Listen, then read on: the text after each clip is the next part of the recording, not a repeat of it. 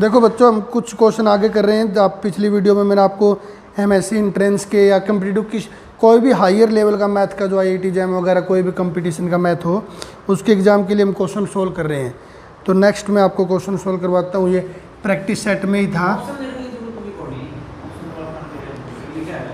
लिख दें क्योंकि जो बालक अपने नहीं वो भी तो देखेंगे। Total number of subgroup in a group ZN। ZN होता है addition modulo n। Addition modulo n होता है। ऑप्शन है आपके DN, सेकंड ऑप्शन है phi n और थर्ड ऑप्शन है n, फोर्थ ऑप्शन है आपका नन। कि मोडुलो n में, एडिशन मोडुलो n में सब ग्रुप कितने होते हैं बच्चों? साइक्लिक ग्रुप में ये फार्मूला होता है, सब ग्रुप कितने होते हैं? DN। कितने होते हैं सब ग्रुप? DN। याद रखना साइक्लिक ग्रुप में ये फार्मूला होता है क्योंकि मॉडुलो n में ऑर्डर कितना होगा? n होगा। तो साइक्लिक ग्रुप में अगर सब ग्रुप की संख्या निकालनी हो, जितना भी ऑर्डर है उसका क्या निकाल दो? DN। DN आपने पढ़ा होगा नंबर 3 में, डिवाइजर, नंबर ऑफ डिवाइजर। जानते हो DN क्या होता है? Number of divisor. तो डायरेक्ट रिजल्ट बेस्ड क्वेश्चन था आपका, बहुत ईजी था। नेक्स्ट जो क्वेश्चन है आपका वो देखना क्या, 61वां क्वेश्चन था ये प्रैक्टिस सेट में अपने। ये क्वेश्चन था ZG centre of A group. ZG मतलब जो सेंटर होता है of A group is always और ऑप्शन दे रखी है। फर्स्ट ऑप्शन है एबेलियन, सेकंड है नॉन एबेलियन, थर्ड है आपका साइक्लिक और फोर्थ है आपका नन। इनमें से कोई नहीं। ठीक है, देखना बच्चों कि जो ग्रुप का सेंटर होता है वो ऑलवेज क्या होता है? आप जानते हो ऑलवेज क्या होता है? एबेलियन। ये भी डायरेक्ट रिजल्ट है। इसकी डेफिनेशन से पता चलता है ना, सेंटर में कौन से एलिमेंट हैं जो एक commute with B for all A belongs to G। इस प्रकार के मतलब एलिमेंट होंगे जो सब के साथ कॉम्यूट करें, वो तब क्या होगा? आपका सेंटर में बिलोंग करेंगे। तो डेफिनेशन से ही क्लियर है, सेंटर ऑलवेज क्या होता है? एबेलियन ग्रुप होता है। ठीक है, नेक्स्ट आपका बहुत इजी क्वेश्चन आया हुआ था। नेक्स्ट क्वेश्चन था आपका number of generator off a cyclic group of order n। एक n ऑर्डर का साइक्लिक ग्रुप है, उसके नंबर ऑफ जनरेटर कितने होंगे? बहुत इजी क्वेश्चन था आपका। कितने होंगे बच्चों number of generator? phi n। ठीक है, मैं ऑप्शन बता देता हूँ पहले क्या था ऑप्शन में। ऑप्शन था phi n था, नंबर 2 पे था आपका 2 और नंबर 3 था आपका DN और 4 नन। अच्छा सॉरी, ये ऑर्डर n नहीं था, ऑर्डर ऑफ इनफाइनाइट ऑर्डर था, इनफाइनाइट ऑर्डर। ठीक है, अगर फाइनाइट ऑर्डर का हो तो कितने होते हैं? phi n। और अगर इनफाइनाइट ऑर्डर का साइक्लिक ग्रुप हो तो उसके केवल 2 ही जनरेटर होते हैं। ध्यान से सुनना, फाइनाइट का ऑर्डर का हो तो कितने होते हैं? phi n। और अगर इनफाइनाइट ऑर्डर का तो कितने जनरेटर होते हैं? केवल 2 ही जनरेटर होते हैं। तो इसका आंसर 2 आएगा। ठीक है,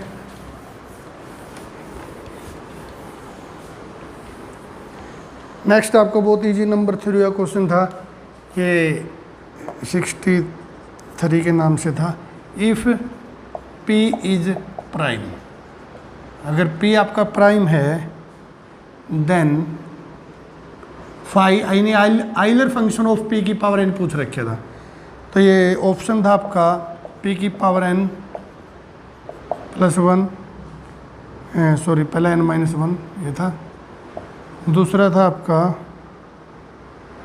P की पावर n प्लस में P की पावर n +1 और थर्ड ऑप्शन था आपका p की पावर n माइनस 1 और फोर्थ ऑप्शन था p की पावर n। ये आपके ऑप्शन थे, ठीक है, ये आपके ऑप्शन थे। तो आप जानते हो डायरेक्ट फार्मूला होता है ये। तब अगर p की पावर की फॉर्म का कोई नंबर हो, उसका आइलर फंक्शन निकालना हो तो जितनी p की पावर है माइनस में उससे एक कम। तो ये फार्मूला होता है, डायरेक्ट रिजल्ट आपको याद भी होगा, ठीक है।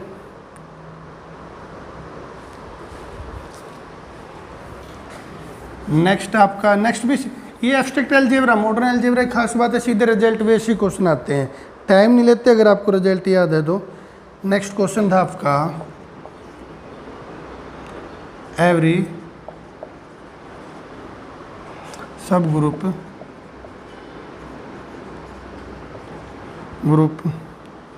Of an abelian group is भाई एक अबेलियन ग्रुप का प्रत्येक सब ग्रुप कैसा होगा। फर्स्ट ऑप्शन था आपका साइक्लिक, नेक्स्ट था आपका नॉर्मल, थर्ड था आपका नॉन साइक्लिक और फोर्थ ऑप्शन था नन। ये तो सीधा रिजल्ट होता है बच्चों, एवरी सब group of abelian group is normal. जो अबेलियन ग्रुप होता है उसका प्रत्येक सब ग्रुप क्या होता है, नॉर्मल। सीधा रिजल्ट आप इसको डायरेक्ट याद कर लो। वैसे इसका जो प्रूफ है बाय डेफिनेशन क्लियर हो रहा है कि नॉर्मल सब ग्रुप क्या होता है, जिसमें प्रत्येक right and left coset same हो। क्योंकि ग्रुप अबेलियन है तो लेफ्ट में मल्टीप्लाई करो या राइट में करो, आंसर सेम आएगा। जब प्रत्येक लेफ्ट और राइट कोसेट सेम आ जाएगा तो ग्रुप क्या होगा, नॉर्मल होगा। तो इसका आंसर क्या आएगा बच्चों, नॉर्मल सब ग्रुप, ठीक है। फिर इसके बाद जो क्वेश्चन था आपका एब्स्ट्रैक्ट अलजेब्रा का, मॉडर्न अलजेब्रा एब्स्ट्रैक्ट अलजेब्रा जो होता है ना, ये बहुत रिजल्ट बेस्ड क्वेश्चन आता है, बहुत इजी क्वेश्चन है। Number of the homomorphism, number question number था ये अपना 65, number of homomorphism of F Z M और जेड एन मतलब है एडिशन मॉडलो एम और addition modulo N.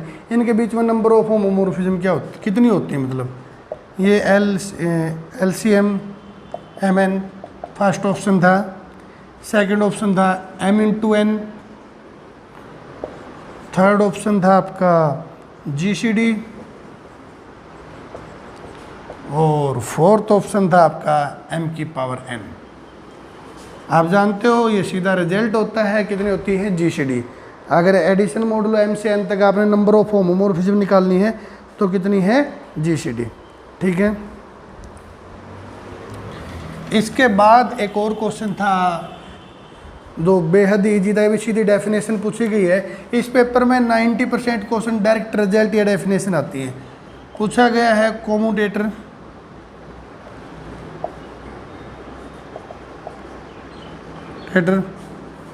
Of a and b is, a और बी का कोमोटेटर क्या होता है। ऑप्शन है आपका A B inverse, A inverse B inverse into में ए बी, और सेकंड है ए इनवर्स बी ए, और आपका ये है third sorry B inverse A B A inverse, और फोर्थ है नन।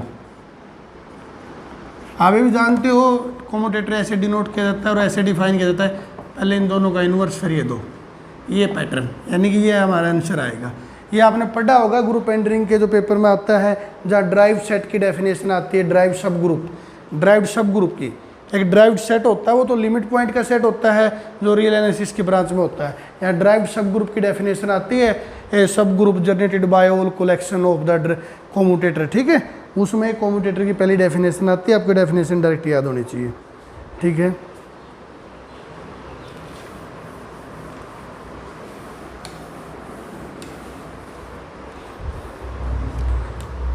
आगे पूछा गया है, इस प्रकार के क्वेश्चन दिया गया है 68 Z iota divide by generated B iota.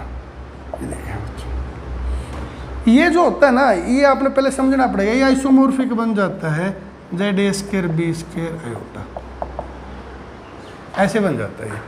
अब ये पूछा गया नोट इंटीग्रल डोमेन। आपने तरह ये स्टेटमेंट केवल ये दी गई है, नोट है डोमेन, इंटीग्रल डोमेन नहीं होगी। ऑप्शन फर्स्ट है, अगर ए बी की GCD 1 हो जाए तो नहीं होगी। नोट पूछ रखे है, ए और बी की GCD आपकी सेकंड ऑप्शन में है, -1 हो जाए। थर्ड है आपका ए और बी की GCD आपकी -1 ना हो, और फोर्थ ऑप्शन आपका ए और बी की GCD 1 ना हो। ठीक है, तो इसका आंसर आएगा ए और बी की GCD 1 ना हो, क्योंकि अगर ए और बी की GCD 1 होगी बच्चों, जो स्ट्रक्चर बनेगा आपका ये विद जीरो डिवाइजर बन जाएगा। अगर 1 नहीं हुई, 1 को छोड़कर कुछ और होगी GCD, तो कैसा स्ट्रक्चर बन जाएगा, विद जीरो डिवाइजर। तो इस वजह से इंटीग्रल डोमेन नहीं बनेगा। अच्छा ध्यान से सुनना, ऐसा कोई रिजल्ट नहीं है कि अगर 1 होगी तो ये इंटीग्रल डोमेन बन जाएगा, ऐसा कुछ नहीं है। 1 होगी क्या नहीं है कि, लेकिन अगर 1 नहीं हुई, मैं भी आपको बस इतना समझा रहा हूँ, अगर 1 नहीं हो तो इंटीग्रल डोमेन ये नहीं बनेगा। ठीक है, आगे आपसे एक क्वेश्चन और पूछा गया है, ये भी एब्स्ट्रैक्ट अलजेब्रा का क्वेश्चन था, 69 क्वेश्चन था अपने प्रैक्टिस सेट में। द पोलिनोमियल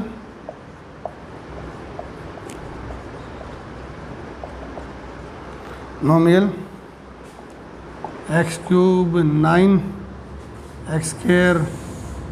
-3 + 6 इज इररिड्यूसिबल बल आवर। ये पूछा गया और ऑप्शन दिए गए हैं कि किसके ऊपर इररिड्यूसिबल है, R, C,